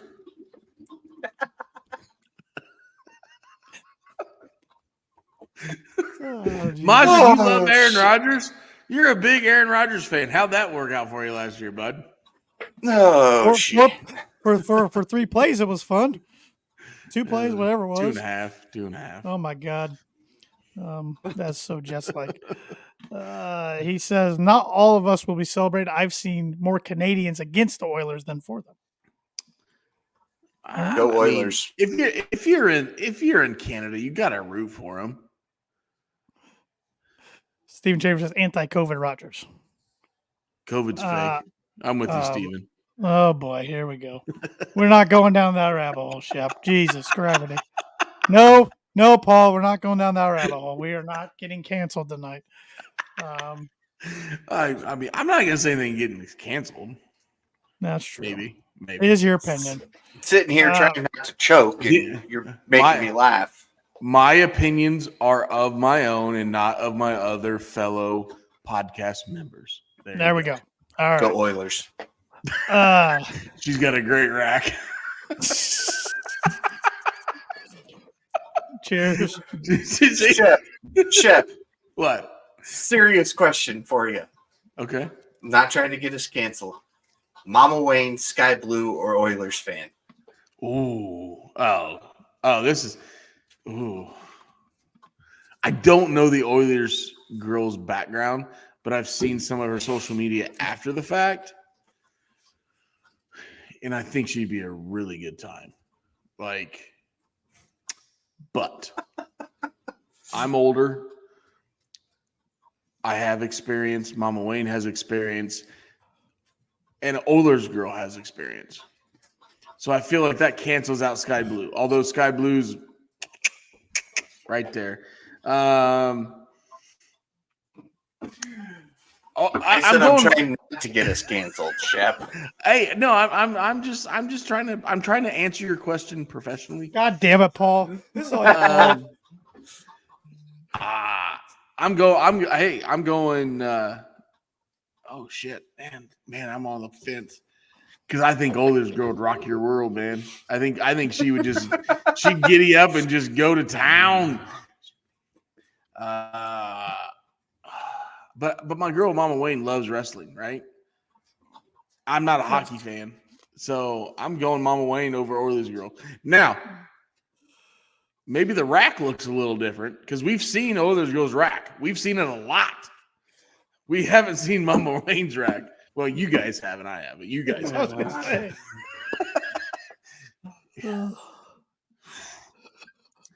Just hey, I'm good. I'm a good thing. I'm a boat mechanic because I'm going to Motorboat City, boys. Anyways, what we talking about? My God. Well, I'm guessing the answer here, but anybody watch Rampage Friday? Because I did not. I did. I I started did. it. I started Yeah. it. Yeah. I saw the first match and a half. I mean, I know what, like, I read what happened, but I didn't watch it. So, I thought the highlight of Rampage was Danielson and how do you pronounce his name? I'm not trying. I suck at these pronunciations. That guy. Anyways, I thought the highlight of Rampage was that them building that match to Forbidden Door. I'm really looking forward to that match, and I think that match will be stiff, bloody, and something we don't expect. So, That's like the fascinating thing to me at Forbidden Door, I'm looking like a lot of these matches, not giving my predictions away for next week yet, but like What on predictions? paper, I'm like, where does AEW lose on this card? But they can't win every match. We've said that every time. I just don't know what New Japan gets out of this. well, if you remember the first Forbidden Door 2 years ago, I was just super pumped about this, and I went heavy on New Japan and got my ass kicked. Well, and a lot of those talents are now in AEW that you picked. That is Yeah. 2 years ago. That is true. So I'm gonna say, I mean, it's like the cover's getting bare over there. Well, now all of a sudden you're going to throw in CMLL into some of these matches as well. Yep, and start them for the women. So, I would say over 50% of these matches is going to have color. yeah, that's a good. Yes. That's a good prediction. So, Leo Rush went over Action Andretti to become the 5th qualifier in TNT Championship match, and it looks like, according to Fightful, he's going to be more of a regular on AEW TV. Thoughts on that? Well, until he gets a burr up his ass and bitches like a little bitch and says, "I'm going home. I'm not wrestling anymore." Yeah. Oh, he's a hell of a talent, but that's the thing I got to get to. I mean, he took his ball and went home from Connecticut, and then like 3 weeks later says, "I'm never wrestling again." And then the following week, he shows up in a GCW match with 400 people in attendance. Right. I get it. He's very athletic. He's a good wrestler for a little guy. I like it. I just hope he stays there. If you're going to invest the time, invest the TV inning, I hope he just stays there, right? Mm-hmm. Now, on the other hand, when's the last time Andretti won a match? I feel like he's won like one since they upset Jericho. Yeah. So, I mean, they did nothing with that. Was the upset with Jericho just to get him a contract, and now he's getting a paycheck and just says, I'll do whatever? Obviously. I think they honestly, at the time, I mean, Jericho was pushing for him to get a big push, no pun intended, but it just didn't happen. I don't know. For whatever reason, it didn't happen. I don't know who the 6th man's going to be in this TNT ladder match. So, I don't know. Hangman. I assume we'll know before Forbidden Door. If Hangman's doing anything, he'll be the wild card of the that would be interesting if he was the wild card of the Owen Hart. Double J wouldn't go over him though. No. You couldn't. I mean, and maybe that could be interesting because especially if Swerve comes out and you could do Swerve Hangman again at All In. Well, I don't think he'll be the wild card in the ladder match because he should be on the heavyweight title spectrum, not the TNT title. So, yeah. Collision. I liked how this started with. This is a team I think we all didn't know we needed until we saw it. Samoa Joe, Hook, and Shibata. What a fun trio those guys are. Oh, absolutely. I thought with Joe's background being more of a serious guy a lot of times, I thought this was going to be more of a serious group, but they're letting Joe have fun, and it's really showing with these guys. Shibata did the no look, let the guy jump off the top of the rope, no look. And Joe was like, "Man, that's close. You were close. That was good." I love how Shibata's the personal cameraman. Yes. Too, whenever they're doing stuff. Yeah. And you never see him. You just hear his little translator. The translator. And I love Joe and Hook's casual conversations before they go in to beat some ass. Yeah. Like they're just talking about whatever, and then they get serious and go into a room. So I did enjoy that on Dynamite. That was something I didn't bring up one of the takeaways. Just totally go crazy, and he kicks in the door and just blobbers off something stupid, and Joe's like, "Really?" Yep. So, but no, they beat the Premier Athletes. And then backstage, we see the Bang Bang Gang. Juice Robinson says AEW won't allow the Freebird rule and recognizes him as a trios champion. They remind them that House of Black has a trios championship match when Buddy gets back. Talk some smack about Pac. Jay White isn't with them, but they'll apply him soon when he gets back, and everyone had better hope they don't meet him in the Owen Hart tournament. And that's when they announced he in Phoenix Wednesday night at Dynamite. Yeah. At some point, they got to put the Lucha Bros just either as singles or put them in the tag team. Right. We're going for the tag titles, but we're going to have a bunch of singles matches first. Not that I don't like seeing them perform individually, because they're all very talented. Yeah, they're so athletic, but at some point in time, it's getting old. It's getting to the point it's not doing anything for me anymore. No. So, Steven brings up a good point. Penta's contract's close to expiring. I don't know about Phoenix or Pac, but Penta's is close. So, yeah, I mean, I don't see him leaving. I don't see him leaving so long. I don't see him leaving. But I don't know. No. I mean, he held the TNA World Championship. I know, but he gets to wrestle all over the place, and it's still wrestling AEW. So, I don't know. We saw Learning Tree and Big Bill versus Private Party, and Learning Tree and Big Bill got the win. But the bigger thing was it sets up a trios match at Forbidden Door for Joe, Hook, and Shibata against Brian Keith, Big Bill, and Jericho. Big Bill. There's an AEW versus AEW match. Yes. Forbidden Door. Big Bill. I don't know. I mean, the group's growing on me. Because you got Jericho just delivering, common sense style stuff. You got Big Bill praising the ground he walks on. Mr. Positivity. Up, and then you got the bounty hunter who's just like, respect him or else. Yep. Steven said put that on 0 hour. I agree. I don't know if Shep, if we lost him again, is his camera, or if he just has nothing to say. We're talking about Big Bill, so he went away. Yeah. He turned it off. And he's probably making a drink. That could be. But usually he leaves his camera on for that. So who knows? But we were talking Big Bill, so he probably shut his mic off from his side and flipping birds and cussing up one side and down the other, because we're talking about good old Big Bill. That's true. Anything else from Collision that you had a big takeaway from? No. See, there he is. He just wait until we got done talking about Big Bill. Oh, Jesus. I was thirsty. Yep. See, there we go. No, I don't have any other takeaways. Maja disagrees. He says you do not put the Learning Tree in 0 hour. Oh, that's match where they belong. 0 hour. Hell, you should put that on the YouTube at 4:00 in the afternoon, and fucking hope you get 6 viewers. Oh, I tell you, boys, his t-shirts are selling good on shopaew.com. yeah.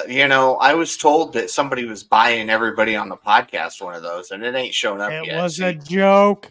Nope. Another false claim from your quote unquote champion. You buy me no quote unquote. I've been kicking ass since All Out. So all right, Roman. If you literally waste your money on that T-shirt, I will set it on fire on this podcast. See, that's what I wanted to see. Actually, the number 2 selling T-shirts. The number 2 selling T-shirts, Okada's brand new "Shut Up Bitches" T-shirt. Number 2 selling on shopaew.com. What's the number one? MJF's the Wolf of Wrestling that has the wolf with the plaid. That's been 2 weeks now, right? Yep. Let's see what the monthly top seller is. These are weekly. Monthly top seller is that, followed by Osprey's Bruv jersey, soccer jersey. Bruv. Osprey and MJF dominate the top 10. Also got a Brood Adam Copeland shirt up there. Prince Nana's got 2 things in the top 10. Because he swerves when he drives. He does swerve when he drives. Oh, Shep half doing it. I didn't do nothing. I don't know what you're talking about. I didn't see nothing. I caught my wife doing the swerve dance the other day. And called her out for it. No. Yeah, she's only doing one hand. I'm like, "What are you doing?" She's like, "Swerve when I drive." I'm like, "Oh my god!" Like, you don't even Wow. like wrestling. And if that's getting you, that's over. She's a fan. Yes, it is. She's a mark. Yeah. She's a mark. I'm gonna tell her. Yeah, Tell her Shep said she's a mark.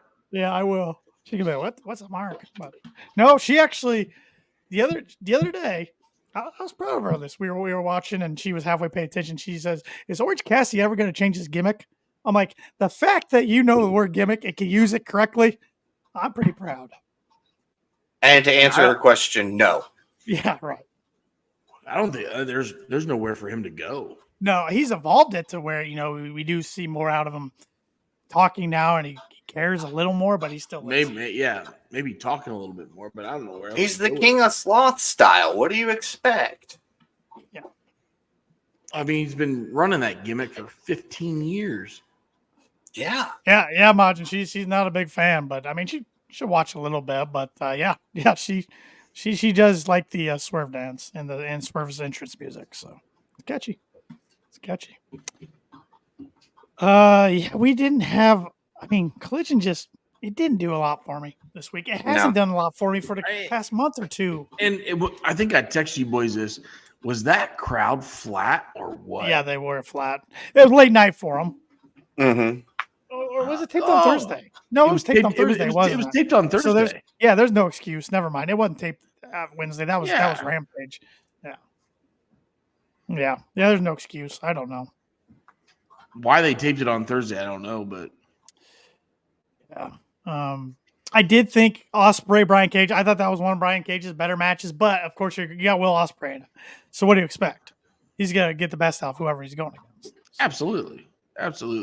And to throw Ospreay just versus a random piece of shit Brian Cage, Jesus, you trying to get the guy hurt or what? The Ospreay international title run so far has just been like one angle, then a match, one angle, then a match.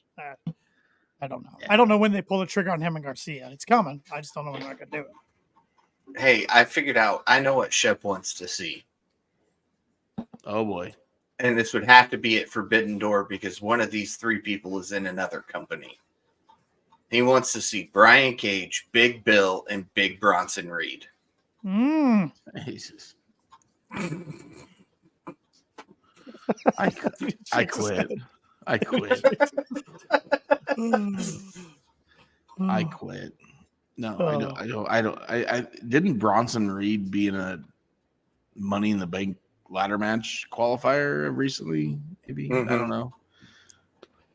Here, we'll just make it better. And Marco Stunt's the special guest referee for that match. And we'll get into the Wyatt Six, but I saw Adam Pearce came out and said Gable is cleared to wrestle after they put a bullet in his head. Yeah, he got shot in the head, but okay. Yeah, that's a way to keep your great storyline going. See, and we'll get into this at the end of the show, but they're screwing it up already. But Gable is in a qualifier match with Bronson Reed and Braun Strowman on Monday. It's triple threat, Steven said. Yep. Yeah. Chad Gable, Big Braun Strowman, and Bronson Reed. Well, hey, Rey Mysterio one time beat Big Show, Great Khali, and Mark Henry 3-on-1.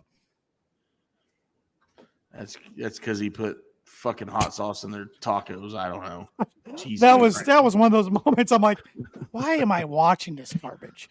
It was just so stupid. Not that I'm not a fan of Chad Gable, and not that his ability in the ring, but the last image I saw of Chad Gable, he was sit up against a production box with a bullet hole in his head.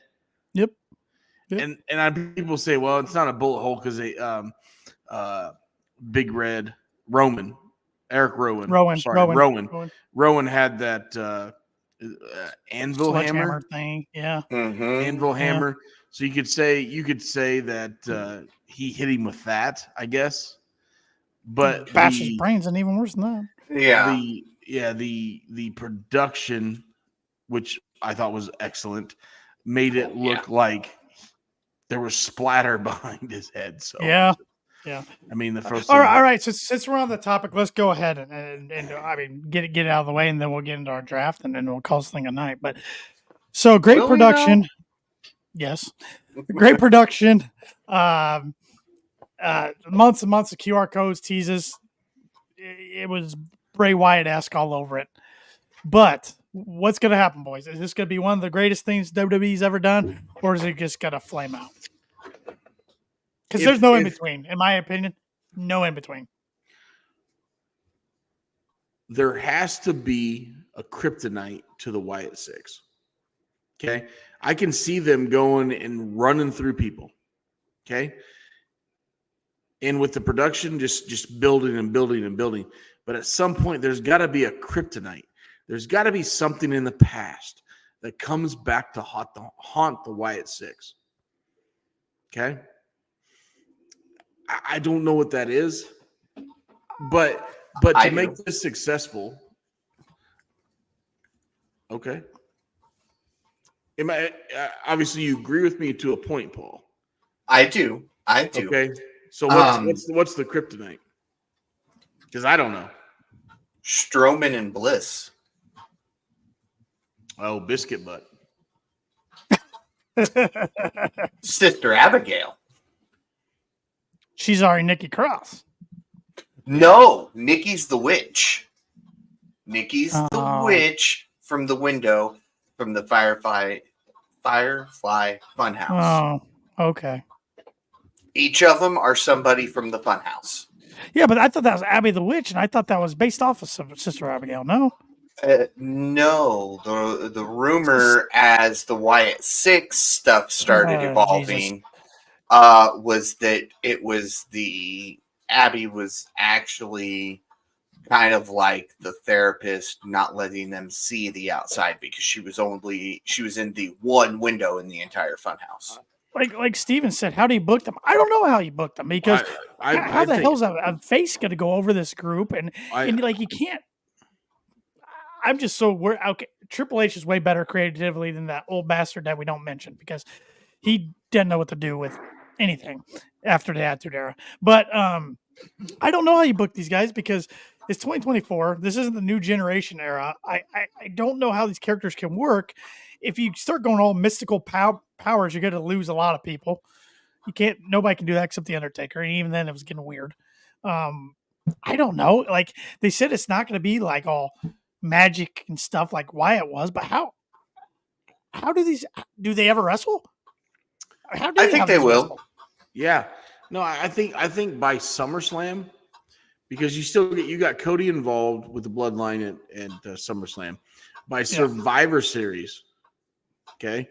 By Survivor Series, you're going to have Bo Dallas and Cody. Now, is it individual? Bo's strong enough to do this. Bo can wrestle. Bo can wrestle. The problem is, can Bo talk on the mic like Bray could?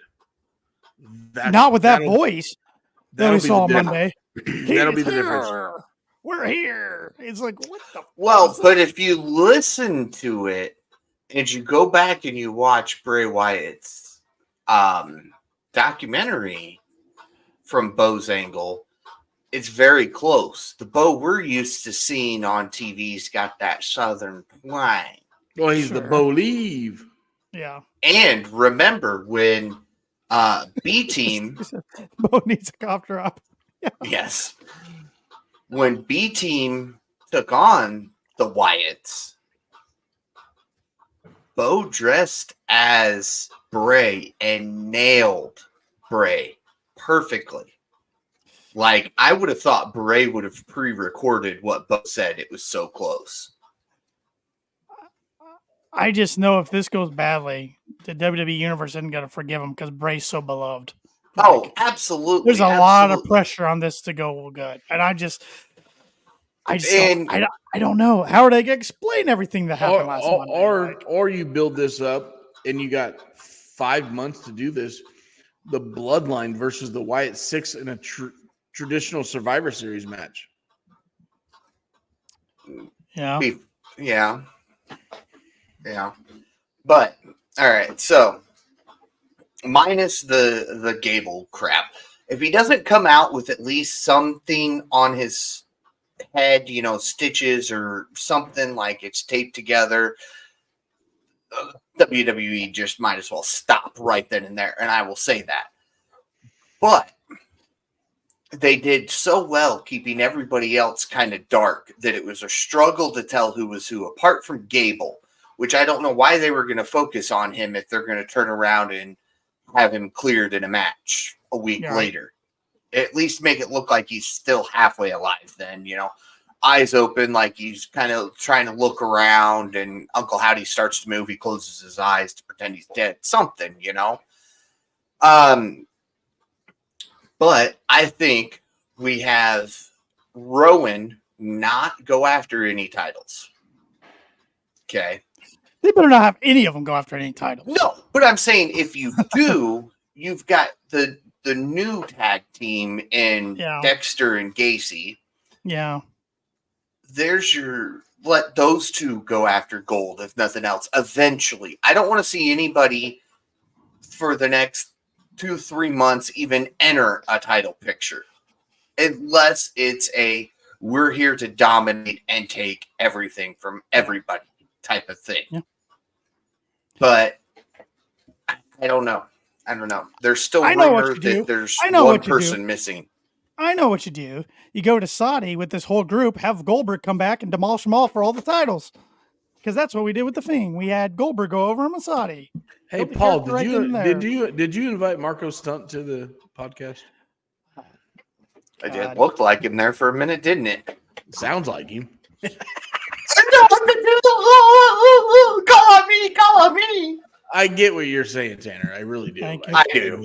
I do. I'm just watching the Mets are up in the bottom of the ninth, and their pitcher gets fucking railed because he's got a foreign substance. And he's actually like, all three umpires are like, look at the fucking mitt you got here, bud. Like, you're gone. And he just like shrugs his shoulders. He's like, now we gotta. Now they're checking the new guy's hat and everything. Fucking East Coasters. What is wrong with you guys? You bunch of cheaters. That's how Boston won the freaking. Yeah, that's right. Pluggo, PJP. JPJ, not Plug. Pluggo's a Pacer guy. JPJ. No, actually, Pluggo likes the Rockets. I don't know how. He likes the Rockets. You like that? I know I like. Thank you, Majin. Thank you, Majin. We're not. I should shut up on this podcast. Yeah, I'm getting double teamed by these jobbers. Yeah, you're right. Don't feel bad for that idiot. This is Diaz. Oh, here he goes. Look, this is all he can do. Anytime he's called a name, oh, look what I've got. Ooh. Hey, remember who was the inaugural champion there, buddy? I don't remember. Me. I don't live in the past, Paul. I don't live in the past. Shut up. Anyway, I am nervous about the Wyatt Six. I'm afraid that we're going to drop the ball on these guys. If I had to guess if it's going to be thumbs up or thumbs down, thumbs down for me in the long run. But I don't want to see him in 6 months being epic jobbers. Yeah. Exactly. If it's not going well, they just got to pull him off TV. You can't just have him jobbing. The production that went into that debut, it was amazing. It was amazing. That's was a 9.9 out of 10. That's where AEW can't touch WWE in production. Right now. And well, first of all, their backstage isn't built like that for one. Right. No. Very bare minimum. Yeah, and I've seen a lot of people go back and forth on this, so I want your guys' input. Having Nikki crawl through the door and Uncle Howdy not walk through it.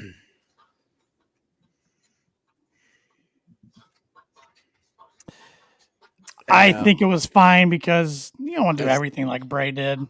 Exactly. Yeah, you're nitpicking at that point. Yes. Yeah. Oh, yeah, we'll see how it goes. It'll be interesting. Shut up.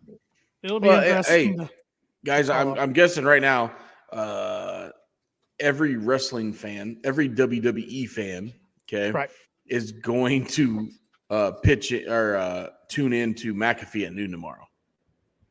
Oh, and he's getting attacked tomorrow night. No doubt. No doubt he's getting attacked tomorrow night. I think whatever happens on the show tomorrow leads into Monday Night Raw. Yep. And then I think he gets attacked. I think that's who they take out tomorrow night. Mm-hmm. So, makes too much sense. Yeah. Too much sense. So, yeah. And then McAfee shows up on Tuesday to a show with a bandage on his head. I did not notice that, Steven, that they debuted 6 minutes before Raw went off the air. Yep. Yep. Good for you. Good for you for noticing that. You're probably right, Majin. They probably will be, pushed to the moon, and they'll lose steam fast, just like the Wyatt family did. But here's the thing that worries me the most is the brilliant mind of Bray was always there to say, okay, this is fallen. How can I make it better? Yeah. Uncle Howdy and Bo is just following what Bray had already set up. So if it starts to fail, can Bo jump back in? Bo has some monster boots to fill. Yeah. I'm rooting for him because I think so far it's been entertaining, and that's what we watch this for, is for entertainment, and I want him to be successful, and I want to enjoy it. So, hey, Bo, hats off to you, and good luck, brother. That's all I can say is good luck, brother, and I'll take a fucking cocktail for you to root you on, man. So, No, don't get me wrong. I hope it works. I'm being skeptical, just given the past and the challenge to pull this off, to be honest. And what worries me, okay, I get the 6. Okay, or the 5. 4. Yeah. Other than 3, Bo. 2. No, You're stopping making me think. Shut up, Shep. 5. There's 5 members. There's 5 total. We've got Bo. We've got Rowan. So the other 3 have really been hit or miss characters. Nikki, Stone Cold gave her a big compliment in his podcast the other day about how quickly she's willing to adapt and change and totally devote herself to that character that she becomes each and every time, even if it was a lousy superhero. Nikki Ash. Literally, Nikki, a superhero. ASH. Stupid gimmick. But with Dexter still being kind of new, he hasn't really done anything. I like Gacy. I do like Dexter. I don't know anything about Gacy, so I'm worried that they're not going to be able to pull off what Bo and Triple H have in mind. I'm not worried about Rowan. Rowan's done this so many times that I think he's going to be hands down able to do whatever they need from him. But I am a little worried about mainly Dexter and Gacy. Well, it's going to go as far as Bo Dallas can take him. Uncle Howdy. Yeah. I mean, he's the leader of the group. It falls on his shoulders. So it's going to be fascinating to watch. But I can't imagine AEW ever trying to pull something like this off. No. It's just not Closest they came to it was Dark Order with Brody Lee. Yeah. And it still wasn't even this dark. No. And Brody wouldn't have let it get this dark. Correct. But now if Brody was, okay, let me ask you this. If Brody was still alive, would he have gone back to join the Wyatt 6 like Rowan did? Or do you think he'd stay and try to make Dark Order the answer to the Wyatt 6? No, I think he'd be having still a great run at AEW. He was destined for great things, and I know it probably doesn't even relate. I think if Brody Lee's still alive, I think Wyndham's still alive. I don't know. That's just one of my. Yeah, I've always thought that too. So don't worry. Back to the Wyatt 6. I think they can be successful, but it all hinges on how good Bo is on the mic for the next 2 to 3 weeks. Yep. Because we're going to have to get some promos out of him, some interviews out of him, and he's going to have to carry this group. Because the other guys, Whether they can talk or not, we haven't heard a lot of them.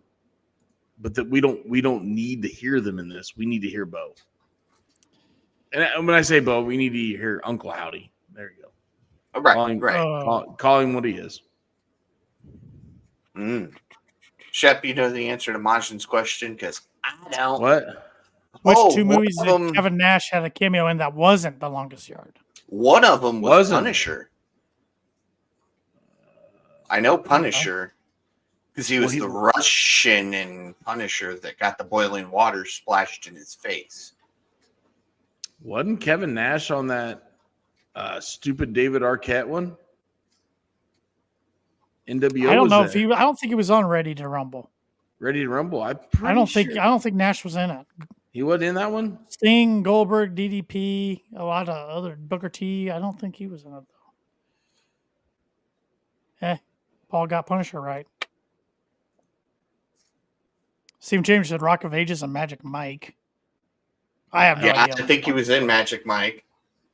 I've never seen it. So I haven't either. Don't worry. I don't want to watch a bunch of grown men dance around in their skippies. Yeah. He was in Ninja Turtles, right? Wasn't he Shredder?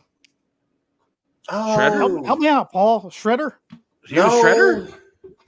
No, he's one of the Shredders. Big Shredder, yeah. And Majin said, damn it, Steffi. So, boom. Super Shredder. Yeah. All right. Super Shredder. All right. Cool. Real quick, before we get to our draft, we got to do our favorite show ratings and our AEW Wrestler of the Week. We kind of went down a big old White Six rabbit hole there. We did? Rabbit hole. Yeah. Was it a white rabbit?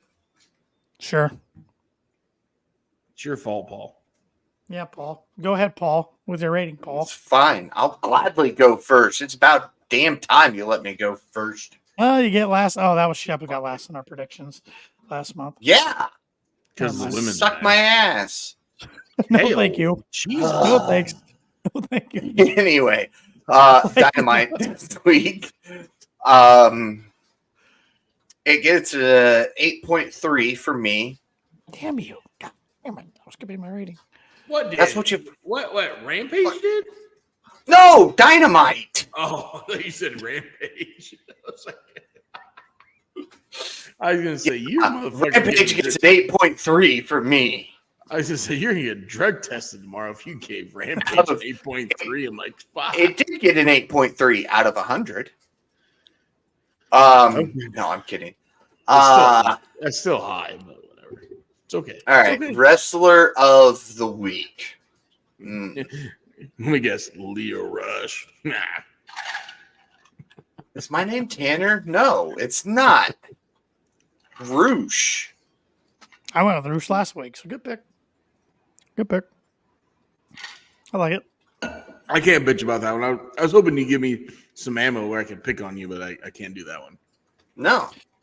All right, Shep, you're Fuck up that next. shit. Dynamite's my show of the week. Pick something different. Jeez. I wanted to like choice. Collision, but fuck was that crowd awful. It just not doing anything. It was just for me. 6'8", and I can't go 6'9" because we'd all chuckle. So You would. I wouldn't. 6'8", my wrestler of the week. Here you go. My wrestler of the week in a losing effort, Turbo Floyd. There we go. And a quick losing of the week. See, look at Majin, typical wrestling fan, so quick to turn on everybody. I don't need any of y'all support. He was supporting you earlier on in the cast, and now he's against you. Jeez, Majin, typical wrestling fan. I could really reel him back in, but I'm not going to pick who he wants me to pick. I could really be a brown noser and reel him back in, but I'm going Dynamite. Gonna go Saraya. No, I could go her and a J. I could really reel him back in, but I'm not going to do that. I'm going 8-1 for Dynamite. I want to be in the 8s. Paul took my 8-3. So I thought it was a really solid show. I thought it was a really solid show. Shep, it's a You're a hard miracle if you grader. get into 7. So Yeah, you're a hard grader. So, well, you know why, don't you? He's got he's got a history of grading. So yeah. And the rest of the week for me is MJF. It might be cop out, but the dude first match since December was great. Then the angle with him and Ospreay playing seeds for a big match down the road. So a lot of fun. I almost went MJF, but I didn't want to do the cop out. That's No, I could have went Ospreay. We could go Ospreay every week though. That's the thing. Oh, there goes Shep again. He's walking off. I got Majin back in already. Yeah. Right back in. Yeah. Majin, go hang out with the rest of the international whining community. Wow. Shep, you want to introduce our draft segment to everybody this week. That's an interesting name for our draft segment this week, Shep. Yeah. All right. So was thinking about this draft segment, and I want to go. You draft your top 5 professional wrestlers that are passed away that you want to see in AEW. So I went with my list. It's of course in these guys' primes. Yes, in their primes. Yeah. So, and how our drafts work, these are new segments for us. So if anybody's watching or listening for the first time, I don't know what the order is going to be yet tonight, but I'll go first. I'm the champ. I'll go first. Shep will go second. Fucking Paul will cheater. go third. But then Paul, you're gets in the last. But then Paul gets the first pick in the second round. We'll go 5 rounds. And once a wrestler is taken, they're off the board. So nobody else can pick them. So All right, let's do it. my number 1 pick, Brody Lee. He was in AEW, but he was taken from us way too quick. I think he was bound for the best work of his career. Okay. So Brody Lee. My pick, the Dynamite Kid. He didn't even make my list. Wow. He was a hell of a wrestler. I know. I have some others on my list. He didn't make my list. Okay. I thought the Dynamite Kid would be I like perfect it, for though. AEW. I'm kind of feel bad I didn't have him on my list. I have 20 guys written down. So Yeah. Well, I'm going to kind of go right there. Somebody I thought could have done great things with Brody in AEW, Bray. he was one of mine on my list, so I'll take him off. And you get the next pick too, Paul. All right. So we're going to go with a wrestler who in his prime was everywhere. In my opinion, he wasn't as big as Hogan, but nobody cares about Hogan. Dusty Rhodes. Good one. He was on my list too. That was a good pick. Shep. Dusty was actually my next pick. Another one just because of his creative freedom that AEW would have gave him on the mic. Brian Pillman. Okay, he was on my list, but he wasn't I thought you were taking my next pick. Oh, I was gonna be mad. My next pick, because of the creative freedom AEW would give him on the mic, and the promo battles of this guy in the prime against MJF would have been spectacular. Roddy Piper. Oh, yeah. Yep. My next one is too bad we didn't see him in AEW. We should have. Jay Briscoe. Yeah. He was on my list. I'm going out there because this one's far. This one's out in left field, but it's where the best wrestlers are. Kerry Von Erich. Oh, didn't have any of the Von Erichs on there. I like that a lot, though. okay. My next pick, just because the creative freedom, and I would love to see what type of matches him and Mox could pull off when he was in his prime. Terry Funk. Oh, yeah. Well, that's a good one. Terry's on my list. Can you imagine Terry Funk and Eddie Kingston? Terry in his prime and Eddie in his prime. Yeah. They might set the fucking arena on fire. Literally. Yeah. They literally might set the arena on fire. Yeah. All right. Double pick, Paul. Double pick. Yeah. Next, I went with none other than Jimmy Snuka. Good one. One I didn't have. I think him in his prime with some of the talent that's in AEW would put off some hella good matches. As long as you didn't murder that woman, it's okay. I wasn't bringing up the charges, all right? I just say in ring. I don't understand how you two didn't pick this guy already.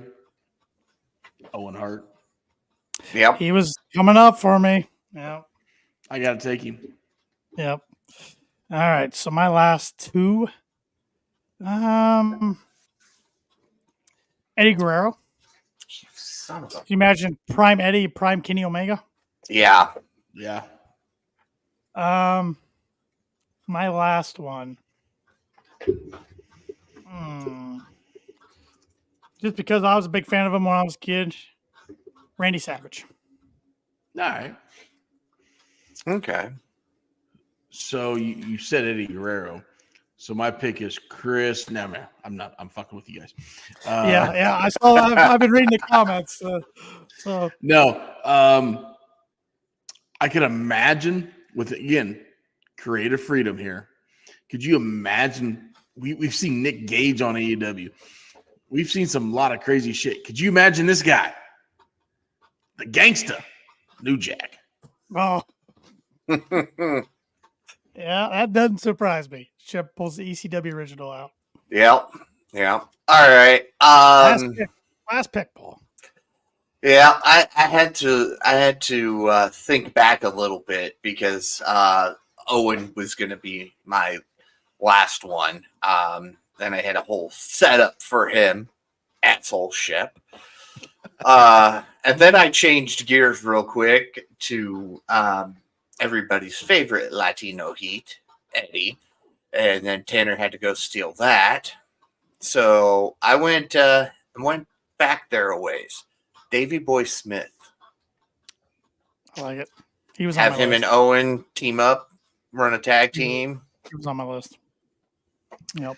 Can you imagine the Owen, Davey Boy, and the Dynamite Kid as a trios? Oh man, it'd be phenomenal. Holy shit! Could anybody hold their jocks? Seriously, No. Could anybody fucking match up to those guys? No. Nope. House of Black against those three would be fun though. Ooh. Oh, it would be. Whoa. Yeah. Mhm.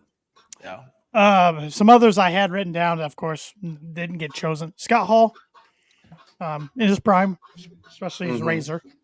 Razor Eddie Ramon. Eddie Fatu, aka Amaga. Okay. Yeah. Kurt Hennig, Mr. Perfect. Yeah. These are no order, by the way. Big Boss Man got brought up earlier in the show by Shep. I thought Shep was going to bring him up as one of his five, and that's why he did it earlier. No. I almost, but I knew I had to take both these guys if I was going to do it. If I was going to go tag team out, Hawk and Animal. Yep. Yeah, both. Well, and one guy that I didn't get to pick because you guys didn't pick him. Pick a guy earlier in my list, but Yokozuna. Yep, Stephen Chambers just mentioned him in the comments here. Yeah, he was also wrote my next one. The other three I wrote down. I wasn't gonna take. I just wrote them down. Ultimate Warrior, Andre the Giant, because AEW doesn't know how to use big guys, so he wouldn't be good. Or Rick Rude, just because he showed up on every promotion he could. So those are a couple others written down. So. But looking at we got some good teams here in the comments. Stephen Chambers said Superstar Billy Graham, Randy Savage, Terry Funk, Original Sheik, and Harley Race.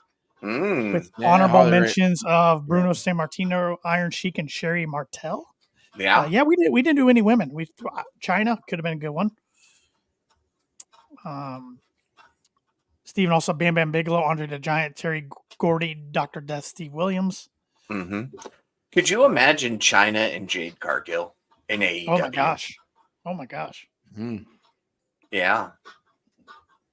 That would have been worth watching. Hey, a lot of fun fantasy matchups. After Jade was trained correctly, her and China and her prime. Oh boy. Oh yeah. That's money.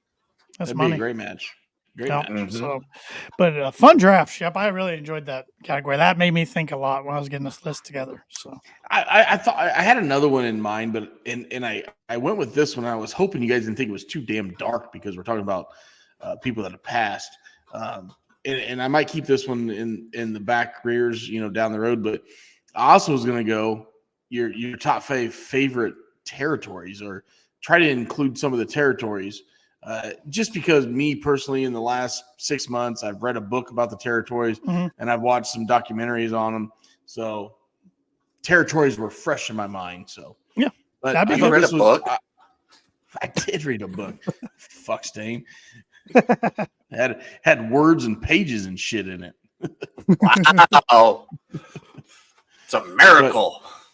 But, I don't know. That's down the road, but I felt like I incorporated some territories in it because I had a Von Erich in there. Yeah. Mm-hmm.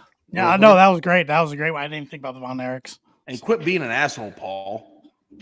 Oh, A.K.A. Vince Russo. You are shit stained. Fucking jackass. Shit stained. Fucking go put. Hey, bro. Go put your neighbor's mom on a pole match real quick, will you? Hey, Vince. Why don't you, Russo? Why don't you wrap us up there? Oh, is that what you want? Yeah. You want me to wrap us up? As he's trying to type something my way. No. I'm not doing that. All right. Be sure to check out the Kicking Out podcast on all social media at Kicking Out Pod.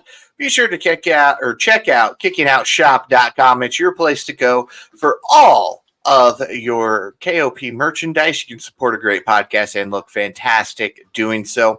Be sure to listen to the Kicking Out podcast wherever it is you listen to your podcast. And if that happens to be Apple Podcasts, leave us that 5-star review because we are 5-star KOP. Be sure to follow Tanner Lee, who loves Marco Stunt, at Tanner Lee 92. Follow the Shep at the Shep27, and follow myself at Paul Zartman 87. And with that, for Austin Shepard and Tanner Lee. What time next week? Right after Collision, we will be here to give our predictions. We'll be joined by Between Two Beards, JPJ and Pluggo. So join us for that as we make our predictions and we kick out yet another podcast.